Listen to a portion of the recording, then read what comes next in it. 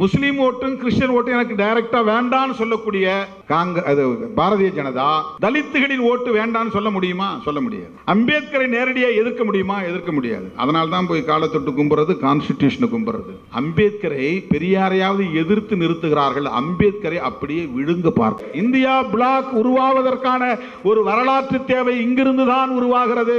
அவரால் தான் இன்றைக்கு கான்ஸ்டிடியூஷன் என்பது இந்தியா முழுவதும் சாதாரண குடிமகனும் இன்றைக்கு கையில் எடுத்திருக்கிறான். திருமாவளவன் சொன்னபோது இது இந்தியா முழுவதும் போகவில்லை, ராகுல் காந்தி உயர்த்தி பிடித்ததும் இன்றைக்கு அத்தனை பேரும் கான்ஸ்டிடியூஷனுக்கான முக்கியத்துவத்தை உணர்ந்திருக்கிறார்கள். ராகுல் காந்தி இன்றைக்கு இந்தியன் பாலிடிக்ஸ் என்கிற வருகிற போது அவர் ஒரு நேஷனல் சூப்பர் ஸ்டார் இந்த பாலிடிக்ஸ். இந்த கான்ஸ்டிடியூஷனை பாதுகாத்தால் தான் தேசத்தை பாதுகாக்க முடியும், மதச்சார்பின்மையை பாதுகாக்க முடியும், சமத்துவ இந்தியாவை கட்டமைக்க முடியும். அப்படிப்பட்ட புரிதலோடு நாம் அரசியல் களத்தில் தொடர்ந்து பயணிப்போம்.